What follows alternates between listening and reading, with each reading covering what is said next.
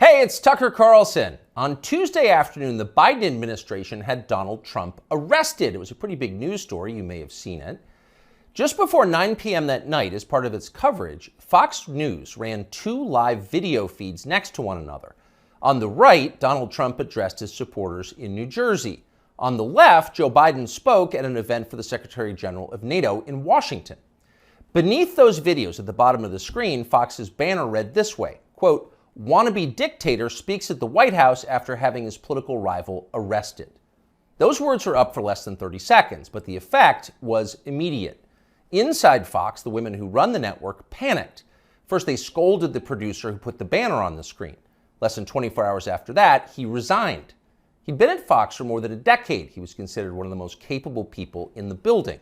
He offered to stay for the customary 2 weeks, but Fox told him to clear out his desk and leave immediately.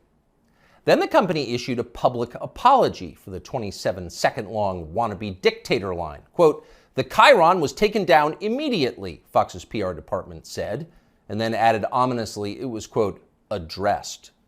That was all true, but it was not enough to save Fox News from the ensuing scandal.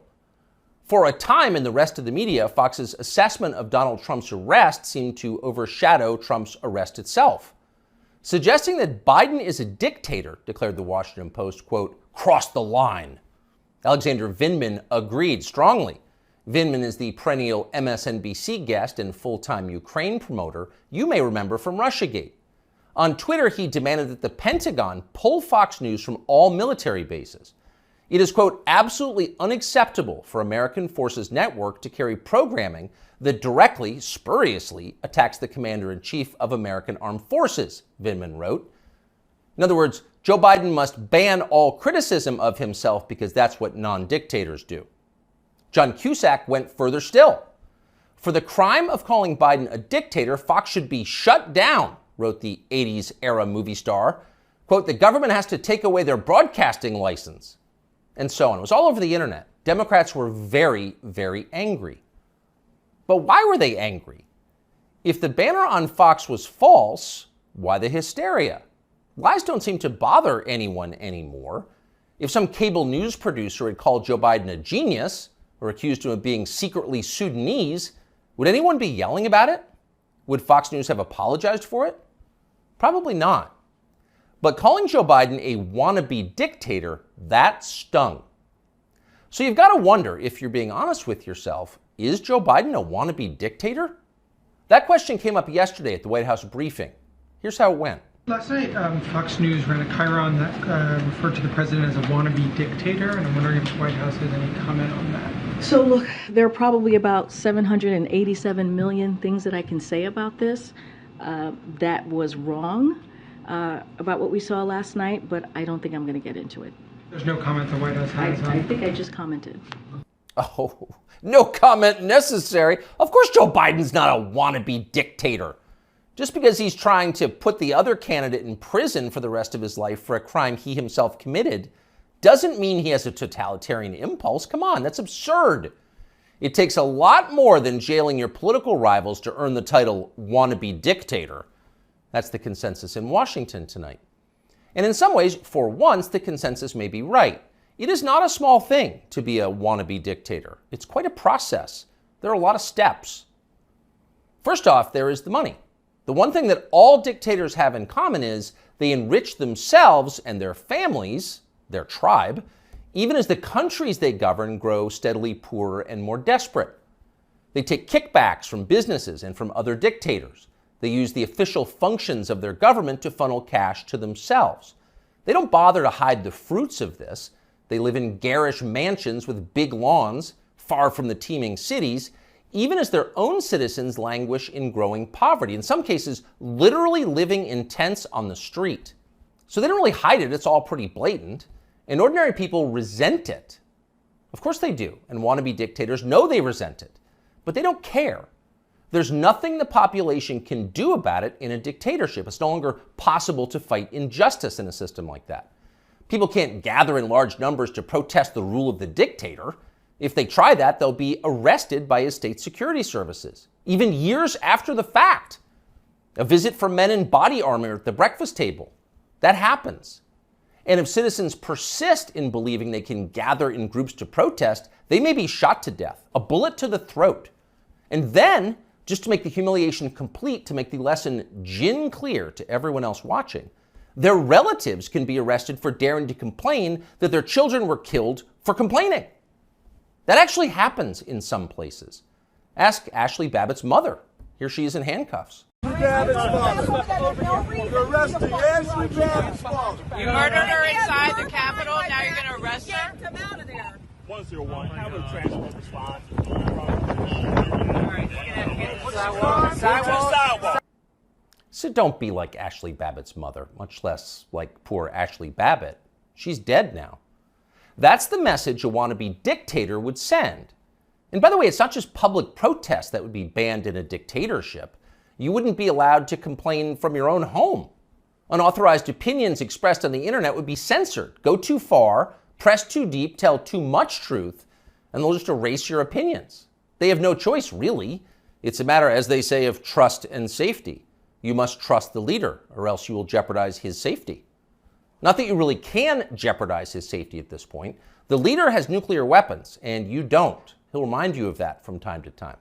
And in any case, you're in the process of being disarmed anyway, along with everyone else who has shown questionable loyalty to the leader. Those who support the regime can keep their weapons and use them freely, including on public transportation. That's a core civil right for them. But for those who dissent from the program, self-defense is an unaffordable privilege. Turn in your guns, Mr. and Mrs. Peaceful Opposition. You're a danger to society, and we know who you are. And in fact, the wannabe dictator does know who they are because he knows everything. Technology has made him all-seeing. A report in Wired magazine just this week revealed that the highly non-dictatorial Biden administration is busy tracking the phones of millions of Americans without their knowledge and without bothering to get a warrant. And at the same time, the same non-dictatorial administration is stockpiling a massive trove of damaging information about these same Americans, to be used at some point, we are sure, for entirely noble purposes. So the administration now knows everything: where you spend your days, who you talk to, what you think, your porn habits. Not a big deal.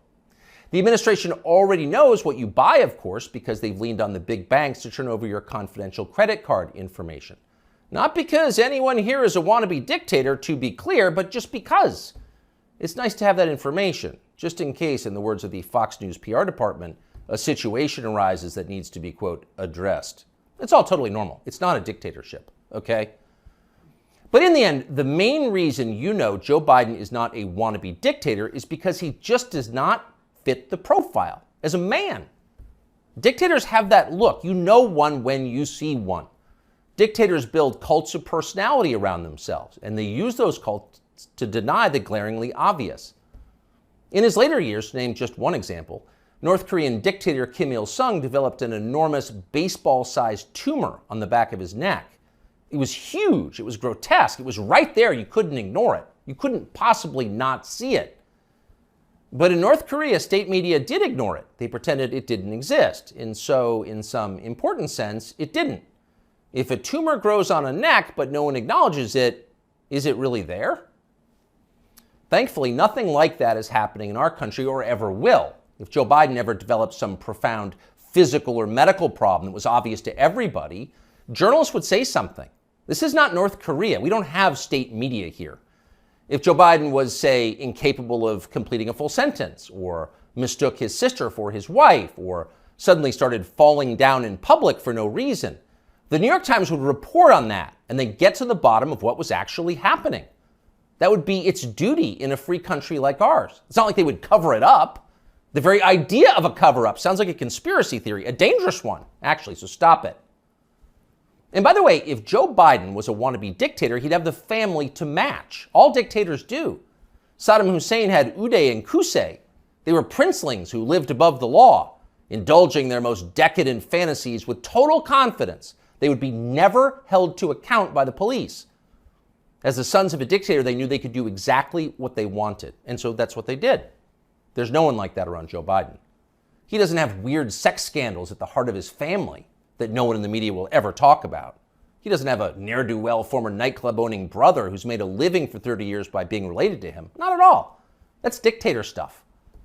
Joe Biden doesn't award ridiculous inflated titles to his relatives that the media are then required to take seriously.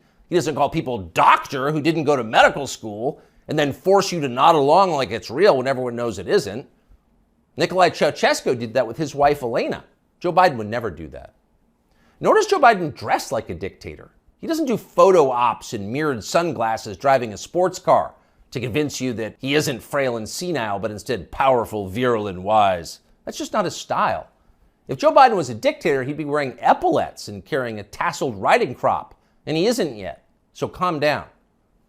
If he was a dictator, Biden's speeches would look like Nuremberg rallies, a blood-red backdrop, armed soldiers by his side, screaming about crushing his eternal enemies.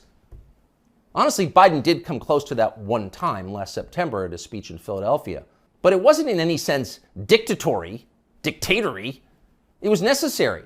As MSNBC assured us at the time, quote, Biden aimed to showcase his faith in the military apparatus and its ability to back the democratic order. See, it was about democracy, not dictatorship. No cause for alarm. He is not a dictator. A dictator would stockpile ammunition for his own bureaucrats, including his tax collectors. He'd redefine the legal code to make disloyalty to the regime the most serious crime. He'd claim dominion over the most intimate parts of his citizens' lives. He'd define what attitudes they were allowed to have about sex and religion and how to raise their families. He would even, in his final grandiose stage of dictatorship, claim ownership of their children. And Joe Biden wouldn't do that. And to prove he would never do that, Biden just this week released this video. These are our kids. These are our neighbors. Not somebody else's kids, they're all our kids. And our children are the kite strings that hold our national ambitions aloft. It matters a great deal how we treat everyone in this country. LGBTQ Americans, especially children, you're loved, you're heard, and this administration has your back. See? Joe Biden isn't saying your children belong to him like a dictator would. He's saying something very different from that. He's saying America's children are, quote, our children. Not his alone, ours. You share your children with Joe Biden evenly, right down the middle, with alternating weekends. You've got joint custody with Joe Biden, and you can thank heaven that you do. A nation is like a family. Every family has a head, a father. That's Joe Biden, our nation's father. And this, ladies and gentlemen, is now his fatherland.